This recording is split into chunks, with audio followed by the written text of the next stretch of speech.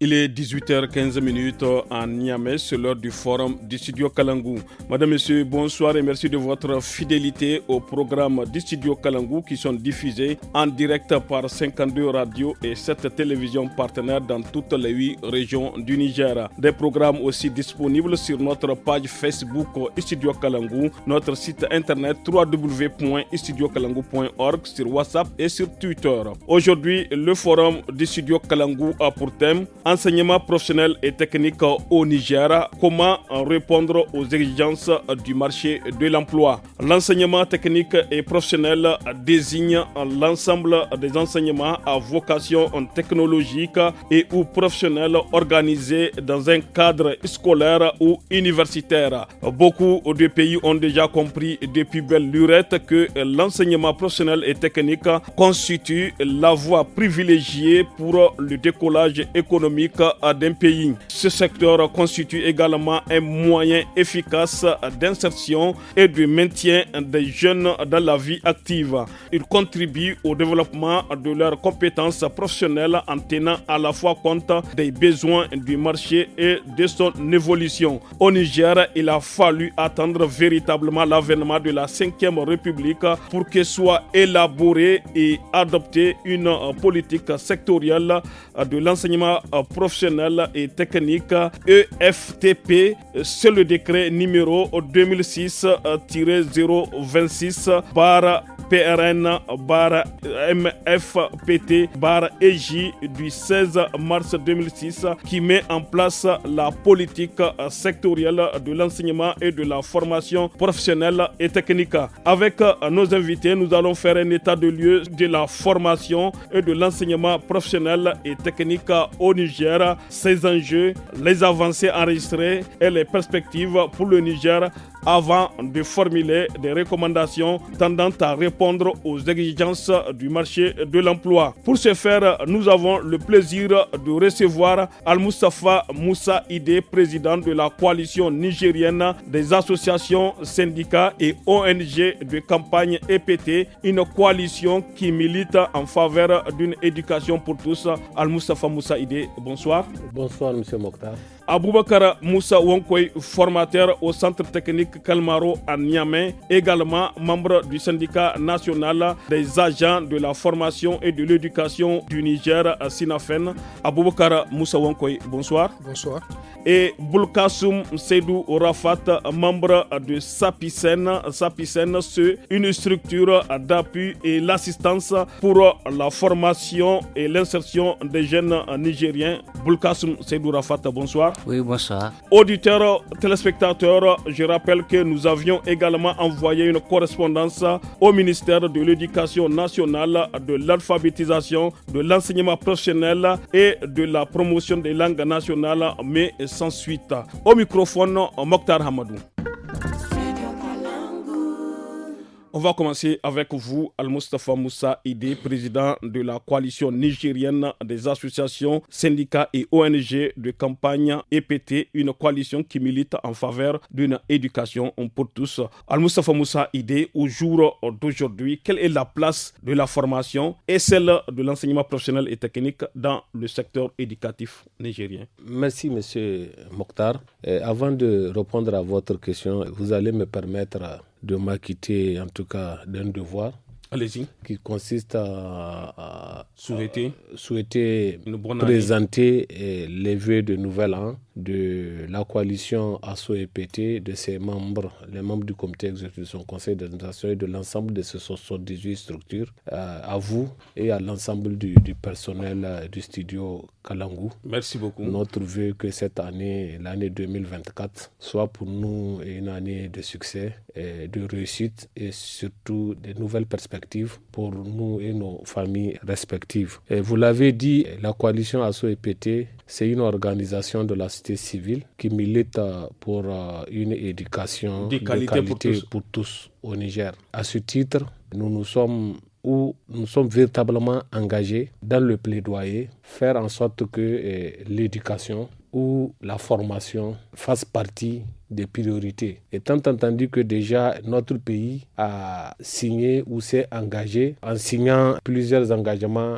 internationaux faisant de l'éducation en tout cas une priorité. Et les textes aussi sont en train de le prouver. Mais quand on va dans la réalité elle est tout autre. Et c'est en ce sens que nous, en tant que structure de la société civile, La réalité est tout autre, ça veut dire qu'il y a des insuffisances. Il y a des insuffisances, notamment quand vous prenez le volet de la formation professionnelle et technique qui nous réunit ici. Parce que vous n'êtes pas sans le savoir que l'enseignement et la formation technique et professionnelle ont été principalement conçus pour fournir aux apprenants les compétences et les pratiques, les savoirs pour accéder directement à un emploi ou à une catégorie de profession. Vous avez fait l'historique. Nous sommes bien placés pour le dire parce que avec la Ve République, nous faisions partie des toutes premières structures qui ont accordé une place dans le cadre de notre journal, le formateur, Wanko est bien là pour le préciser, donné pour la première fois à ce premier homme, paix à son âme, M.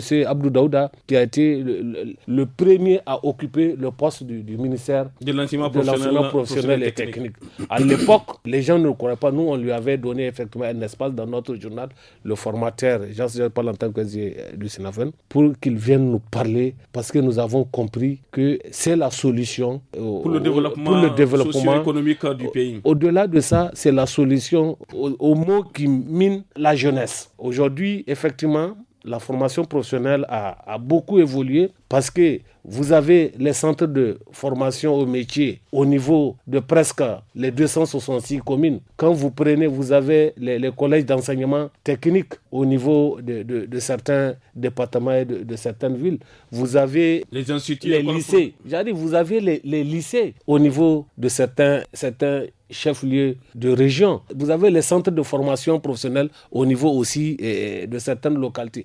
Vraiment, les choses ont évolué. Mais Mokhtar, il est vrai, des efforts ont été fournis, mais je vous assure, la réalité sur le terrain, on n'est pas en train de donner, je pèse bien mes mots, on n'est pas en train de donner à la formation professionnelle toutes ces lettres de noblesse. Je sais de quoi je parle et je vais prendre un exemple. Allez-y. On était en classe de 5e, on avait un de nos camarades qui a été effectivement exclu de l'école. Automatiquement, il est parti s'inscrire au niveau du centre technique de Kalmaro. En moins de 2 ans, il a eu ses diplômes et il a eu une bourse pour continuer au Nigeria. Au retour, il a eu avec tout ce qu'il a acquis, on lui a confié la responsabilité en matière électrique d'une grande institution financière de la place, je ne cite pas son nom.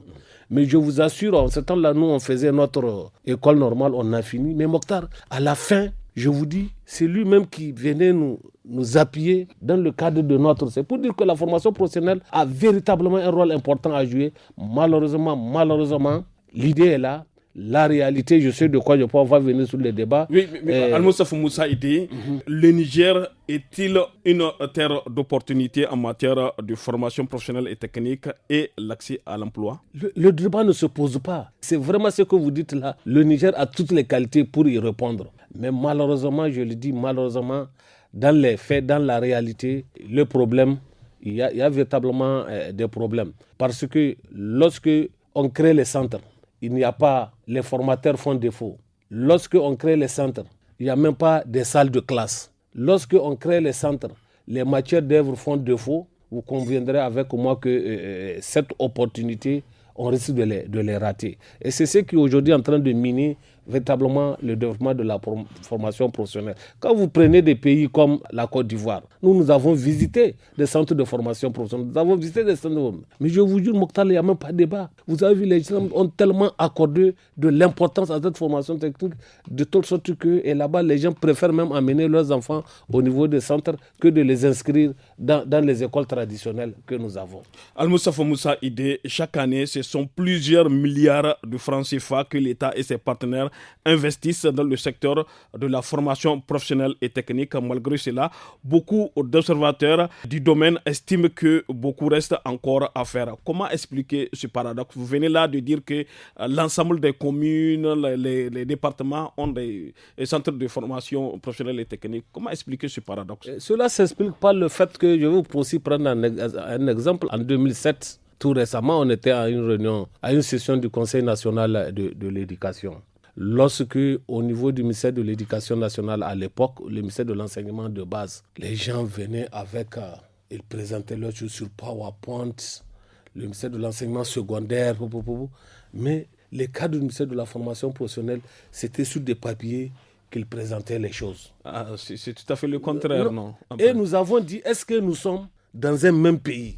Comment, dans un même pays, des ministères stratégiques comme celui de la formation professionnelle, on ne peut pas lui mettre les moyens nécessaires pour la politique qu'on vient de nous présenter. Et là, nous avons adopté une résolution pour qu'un budget conséquent soit attribué au ministère de la formation professionnelle et technique.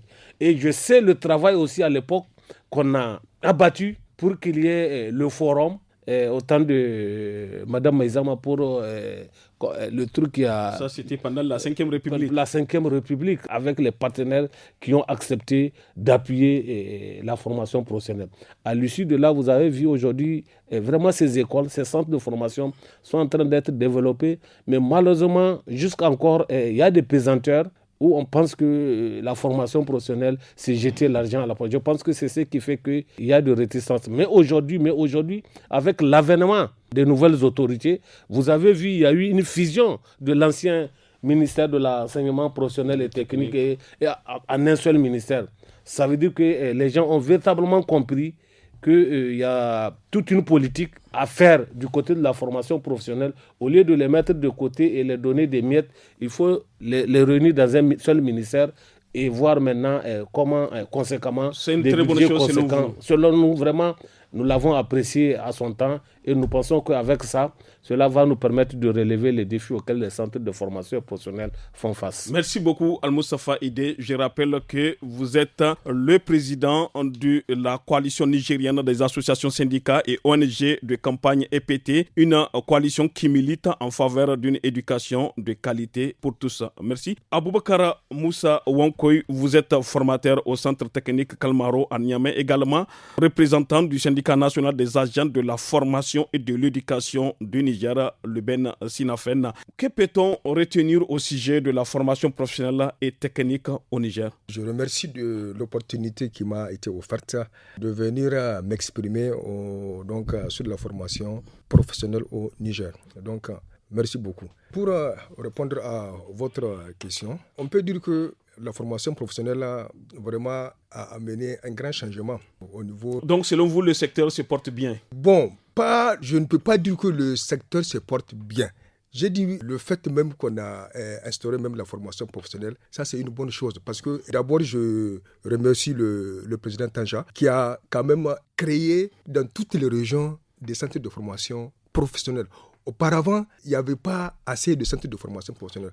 Par exemple, celui qui est à Difa peut, donc, lorsqu'il a besoin de venir suivre la formation professionnelle, il faut qu'il quitte Difa, soit pour venir à Niamey ou bien pour venir à Zender. Maintenant, c'est pour au moins décentraliser des choses. Donc, que Feu Tange Mamadou, paix à son âme, donc il a créé dans toutes les régions les centres de formation professionnelle. Donc, c'est pour un peu répondre aux besoins vraiment des défis du pays.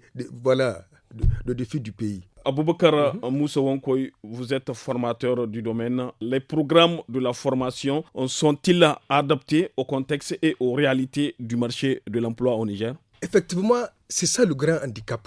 Parce que la formation qui sont destinées dans les centres de formation professionnelle ne répond pas aux critères, aux normes. C'est ça le problème.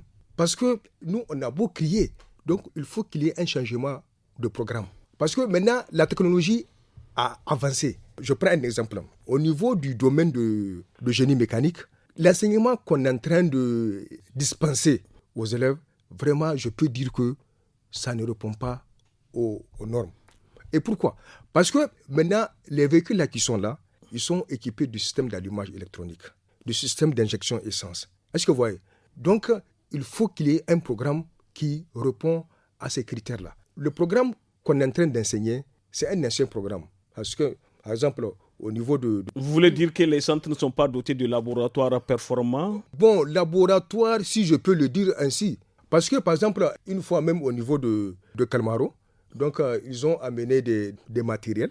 Maintenant, les matériels, là, donc, ils ont dit qu'on ne peut pas les toucher parce qu'il faut qu'on forme les formateurs sur ça. Et que jusque-là, c'est une formation qui n'a pas été faite. Donc, les matériels sont là, stockés. Est-ce que vous voyez? Donc, vraiment, on peut dire que le programme qu'on est en train d'enseigner, vraiment, ça ne répond pas aux normes. Aboubakar Moussa Wankoy, comment expliquer le choix et l'intérêt accordé par les Nigériens à la main-d'œuvre des travailleurs expatriés au détriment des travailleurs nigériens? Quelles sont les conséquences des mauvais résultats des examens au Niger? En fait, je peux le situer à 2 niveaux. Par exemple, de 1, le programme même qu'on est en train de faire n'est pas adapté. Adapté. Ça, c'est 1. Maintenant, de 2, je peux dire que de 2, la matière d'œuvre destinée pour faire les pratiques, vraiment, ils ne donnent pas ça, la matière d'œuvre. Parce que en matière de l'enseignement professionnel et technique, la base, c'est la pratique. Toute la base là, au niveau de la formation professionnelle là, c'est la pratique. Donc, il faudrait qu'on mette beaucoup d'accent au niveau de la pratique. Qui dit pratique aussi va parler de la matière d'œuvre. Parce terrain, et dit aussi le terrain. Voilà. Donc, on ne peut pas faire la pratique sans la matière. Oui, Aboubakar Moussa Wankoy, aujourd'hui, quand on circule à Niamey sur les grands chantiers, on ne voit que des expatriés qui travaillent au détriment des Nigériens. Comment expliquer ce paradoxe? Effectivement, même nous, on a fait le constat là. Donc, le fait que la main-d'œuvre étrangère a envahi vraiment le marché de l'emploi. Bon, qu'est-ce qui fait ça? Moi, je peux dire que je peux aussi le situer à 2 niveaux. Bon, voilà.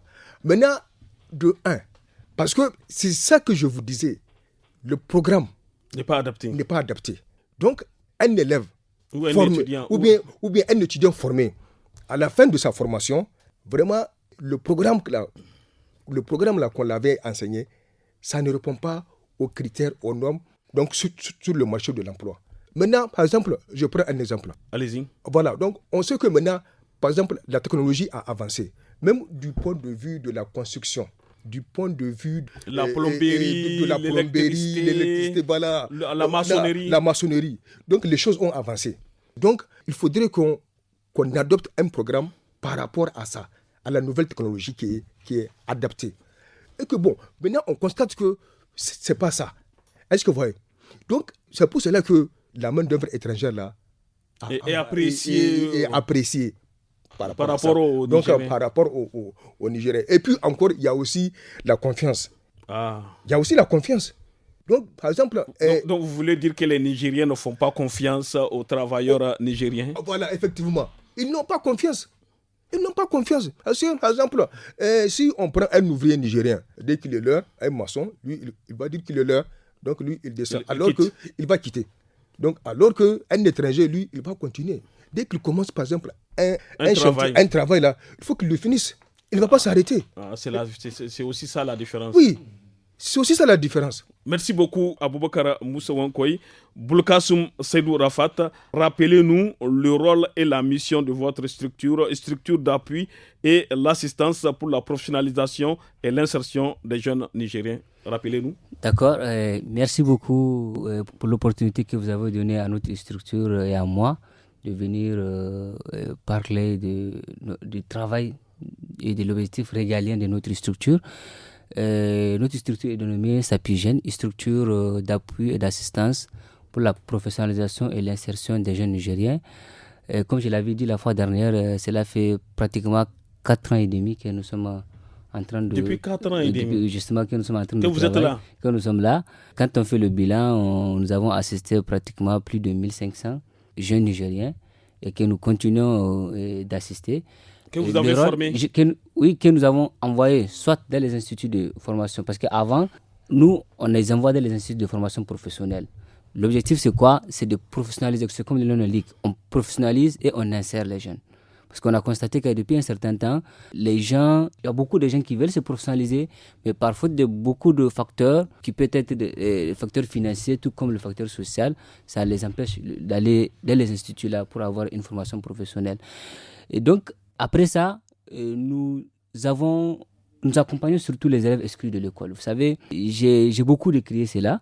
Et je me dis, l'État abandonne une certaine couche sociale, et notamment ces élèves exclus de l'école. Quand on les exclut, l'État se désintéresse carrément de leur mission ou de leur vie et tout. On les considère comme si c'est des non-Nigériens alors qu'ils ont droit également à l'éducation. Imaginez un enfant qu'on a exclu à l'âge de 15-16 ans, mais il va devenir comment? Parce qu'il a passé pratiquement toute la première partie de sa vie à l'école. Bon, parce qu'on considère qu'il ne révise pas ou bien il ne bûche pas ses leçons, on dit allez-y. Alors que non, il peut être intelligent, il peut ne pas être intelligent à l'école, parce que ce qu'on fait à l'école d'ailleurs, c'est comme le formateur l'a dit, honnêtement, c'est surtout vers l'enseignement général, je peux dire que le programme est vraiment caduc. Le programme n'est pas adapté à l'évolution mondiale. Parce que comme on l'a dit, le monde évolue très vite. Malheureusement, jusque là au Niger, parce que dans certains pays, ils évoluent avec le monde et l'évolution mondiale. Mais là au Niger, on est toujours dans les années, si je peux le dire, 50-60. Je parle du programme. Donc là, un enfant où on lui fait une leçon, on lui dit, bon, allez-y, tu revises, tu reviens, tu cites. Je ne vois pas assez l'intérêt.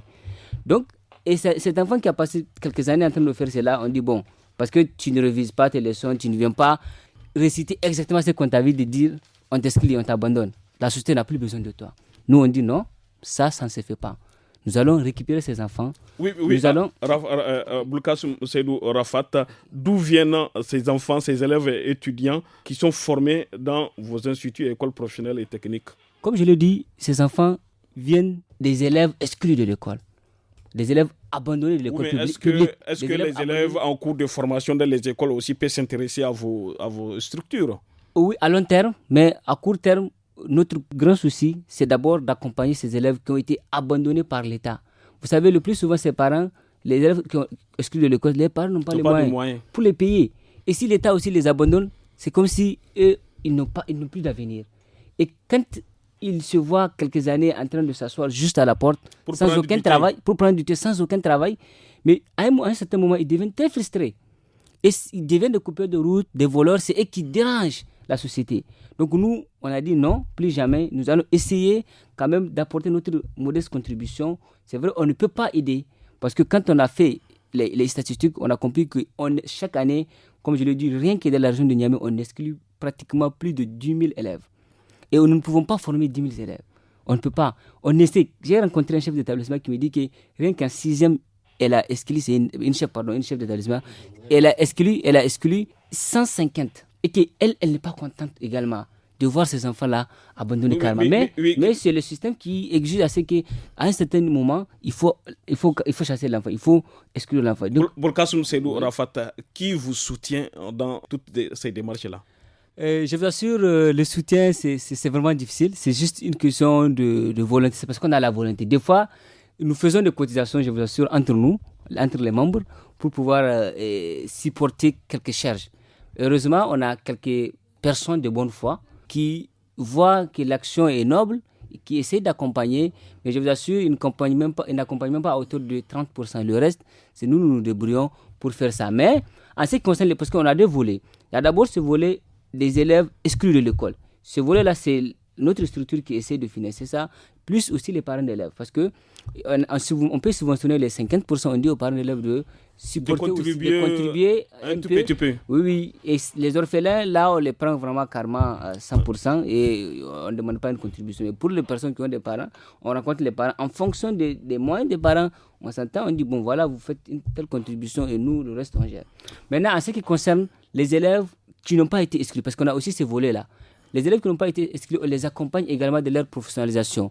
Par exemple, ceux qui ont le BPC ou encore ceux qui ont le bac, qui ne veulent pas continuer l'enseignement général, ils peuvent venir chez nous, on les accompagne avec des bourses d'études. Maintenant, les bourses, là, le plus souvent, elles sont données par certains instituts pour nous accompagner. Les instituts disent, bon, votre action est noble. Les instituts écoles professionnelles, il y en a plusieurs. Nous avons pratiquement une quinzaine qui nous accompagnent chaque année avec un certain nombre de bourses d'études où on peut atteindre pratiquement 400 par an de bourses ou 500 que nous recevons de la part de ces instituts qui sont de bonne foi. Boulkassoum Seydou Rafat, puisque vous êtes là depuis 4 ans et demi, est-ce que le résultat est visible sur le terrain? Justement, le résultat, c'est même ce qui me réjouit, c'est même ce qui m'encourage. Je me dis, c'est même l'essence, c'est mon essence en fait. Parce que quand je sors du bureau, je pars dans certains endroits, je rencontre ces élèves-là qui ont eu à bénéficier de notre accompagnement et qui travaillent déjà. Je vous assure, une fois, j'étais à l'hôpital, j'étais parti rendre visite à un malade. Avant de sortir, j'avais reçu pratiquement 5-6 personnes qu'on a accompagnées pour qu'ils deviennent infirmiers, c'est des infirmiers et infirmières qui viennent nous saluer, monsieur, merci beaucoup. Et quand on parle également, quand on parle des administrations partout, vraiment on rencontre des l'ENITA partout, les gens qu'on a formés, et des fois en informatique, juste qui n'ont pas de diplôme, on les forme en informatique, on les retrouve des fois en train de travailler.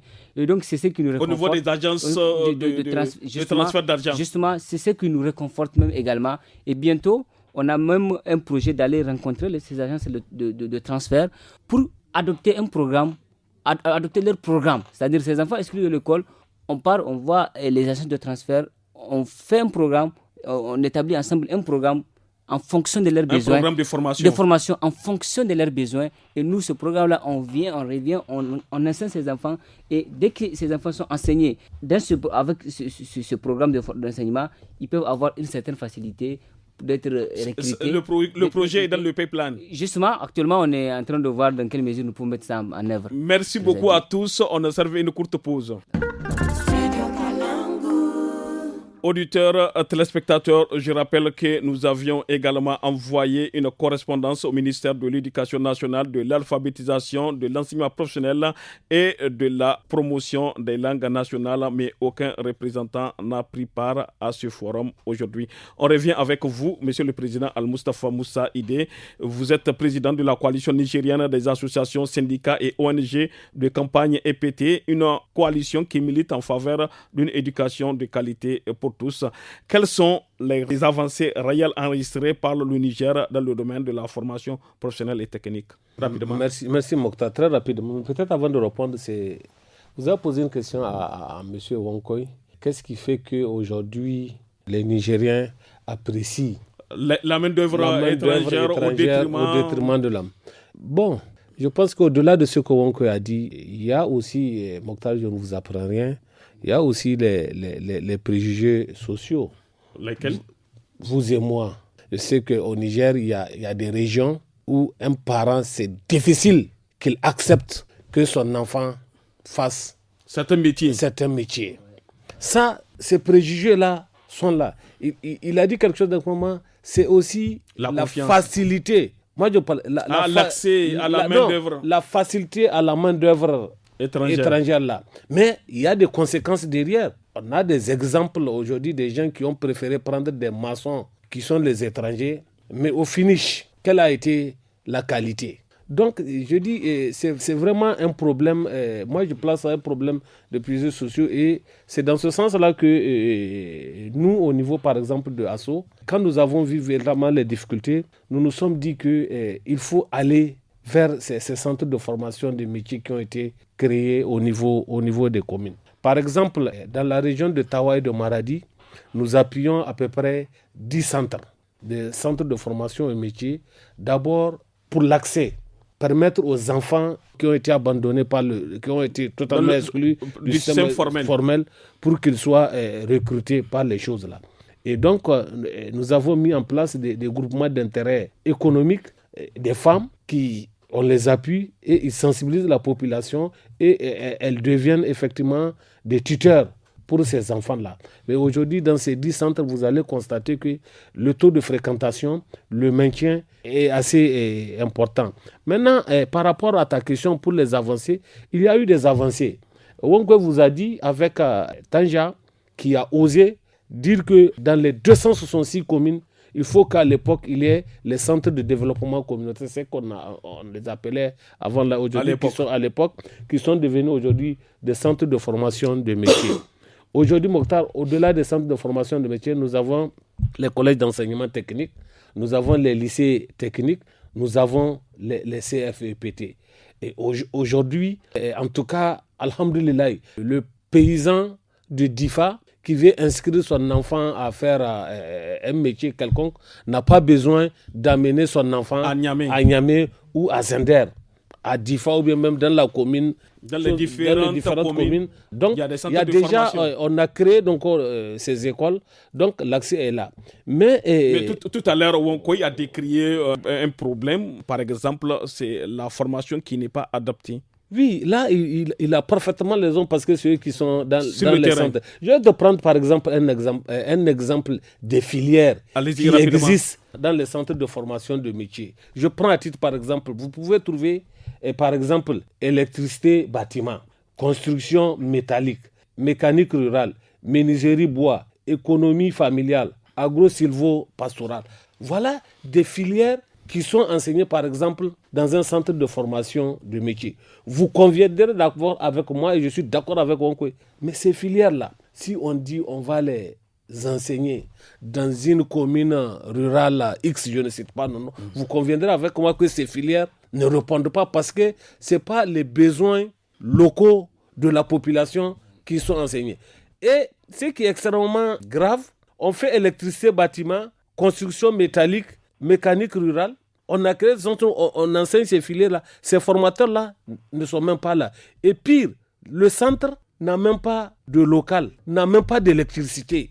Mokhtar, l'enfant va passer tout son temps, on va dire, il a fini, nos amis le délivrent le diplôme. Ou bien on enseigne informatique, on alors qu'il n'y a pas de réseau, il n'y a pas de réseau, il y a Internet. On lui délivre, on dit qu'il a le diplôme.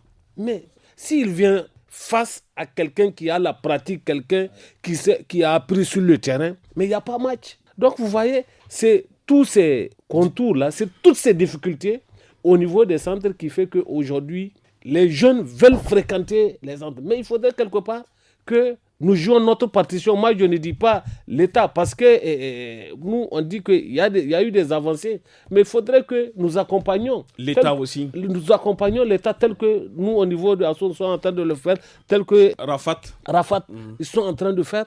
Et il faut aussi que les Wonko qui sont les syndicalistes aussi acceptent de poser les problèmes. Il faut qu'il aille aussi se perfectionner, être à jour. Et qu'on accepte de dire qu'on ne doit pas se cantonner. Il a dit, c'est le domaine technique, les choses sont en train d'évoluer, Mokhtar. Et ça n'attend pas. Pour paraphraser, et toi as eu à dire que le football là, c'est de l'entraînement.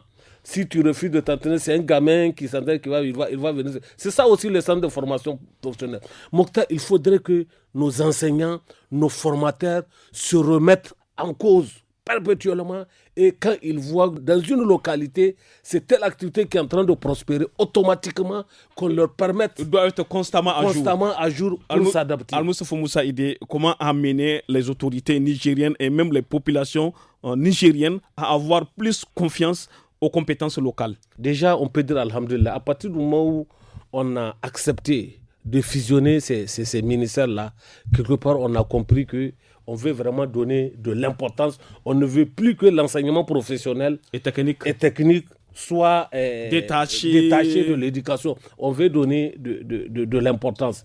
Pour que nous, qui sommes les consommateurs, il faut que nous ayons confiance en nous-mêmes. Mokhtar, moi, c'est aujourd'hui une fierté de faire travailler un enfant nigérien que je vais rémunérer. Il n'y a rien de plus beau que ça. Il faut d'abord que nous nous fassions confiance. Oui, est-ce que les autorités ont confiance aux compétences locales? Même si les autorités n'ont pas confiance en tant qu'organisation de la société civile ou en tant que syndicaliste, c'est de se battre. Oui, mais l'État aussi a ses chantiers. Non, j'arrive. Par exemple, je vais te prendre un exemple au niveau de l'ASSO. Nous avons plaidé au niveau des mairies, dans ces centres-là, pour que, par exemple, les réparations des tables, des tables-bancs des écoles qui sont cassées, soient confiées au niveau de ces centres-là. Nous avons dit, aujourd'hui, ils ont formé des maçons, ils ont formé des ingénieurs. Alors qu'il y a des classes à construire, il y a des centres de santé à construire. On peut confier les chantiers. On peut les confier ces chantiers au niveau de ces centres-là. Même au niveau des mairies, la construction des mairies, la construction des murs. On peut les confier à ces jeunes-là qui sont en train de former. Mais les gens préfèrent faire la concussion, les gens préfèrent utiliser les moyens les plus inimaginables pour donner le marché à quelqu'un où vous allez prendre les pourcentages. Il faut que nous arrêtions ça si nous voulons que véritablement nos centres puissent former véritablement des jeunes et qui seront à la hauteur à qui nous pouvons faire confiance. Merci beaucoup Al-Moustapha Moussaïdé. Aboubakar Moussa Wonkoy, comment valoriser les compétences nigériennes dans le domaine de la formation professionnelle et technique rapidement? Ok, donc merci. Al-Moustapha Moussaïdé. Al-Moustapha vient de le dire. Donc, pour au moins valoriser la compétence locale, vraiment, il faudrait qu'il y ait une certaine confiance. Ça, c'est un. Maintenant, de deux, il faudrait que, je l'ai dit, donc, que le programme soit adapté aux réalités. Au contexte actuel. Voilà, donc sur le marché de la main-d'œuvre. Est-ce que vous voyez?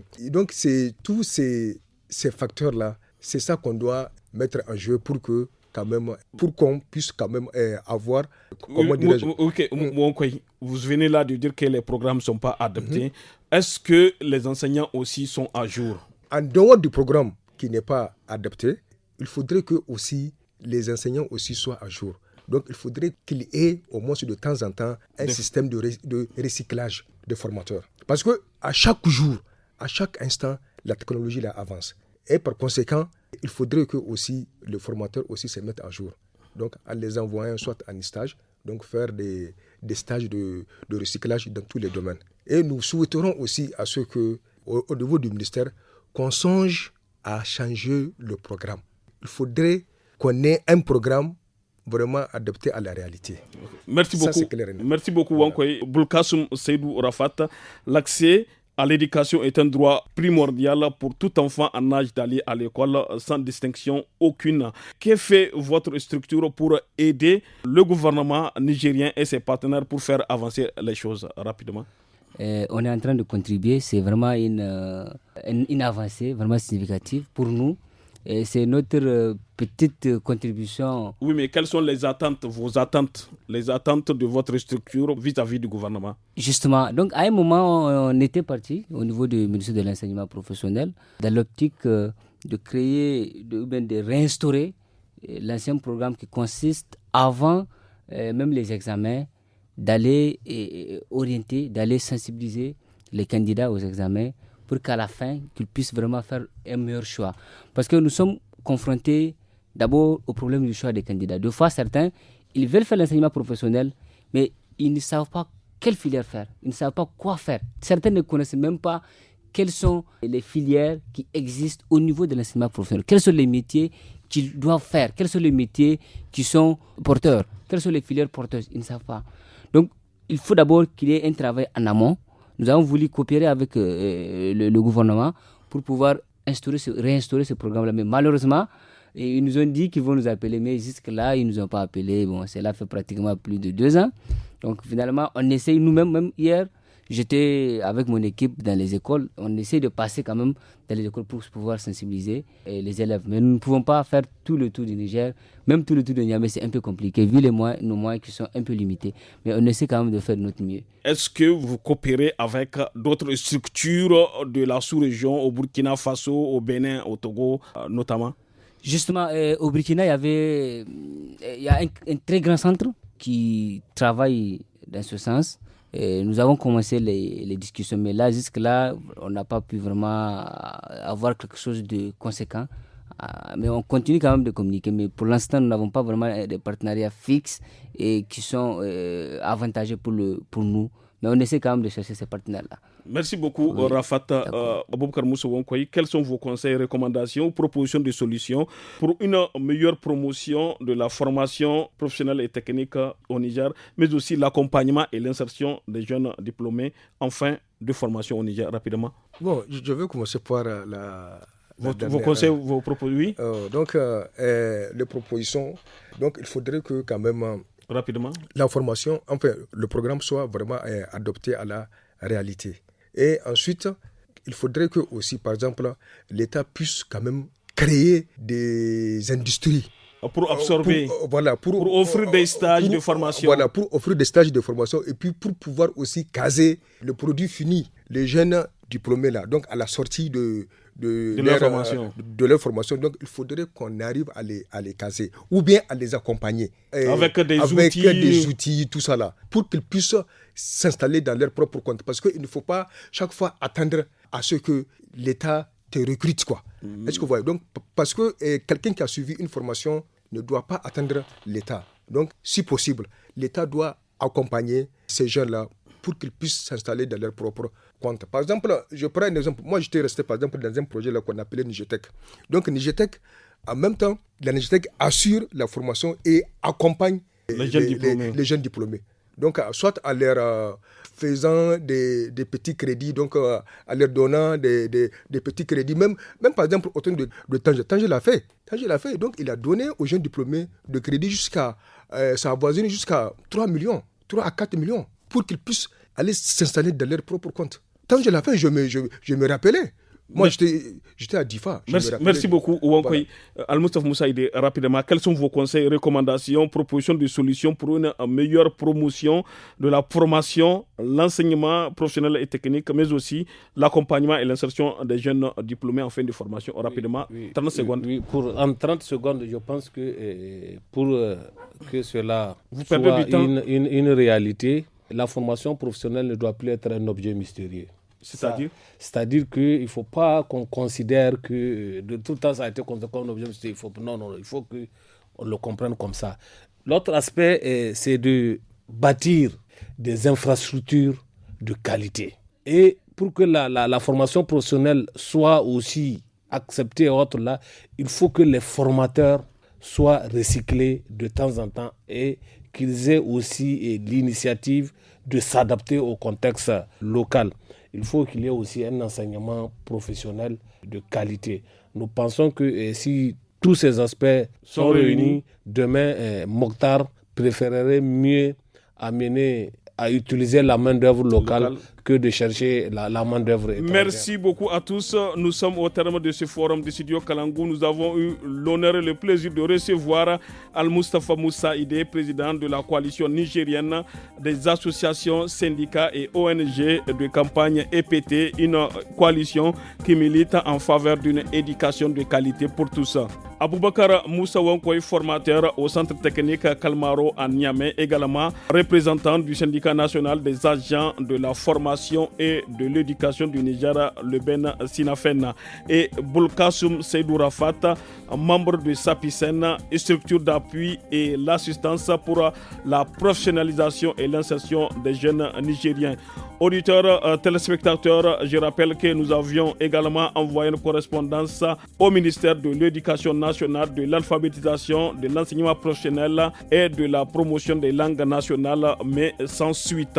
Merci à nos invités, à vous tous pour votre fidélité au programme du Studio Kalangou qui vous parvient grâce à nos 52 radios et 7 télévisions partenaires. Merci aussi à la technique côté son assurée par Amina Hassan, à la réalisation Issa Lawali. À la modération, je suis Mokhtar Hamadou. À la prochaine.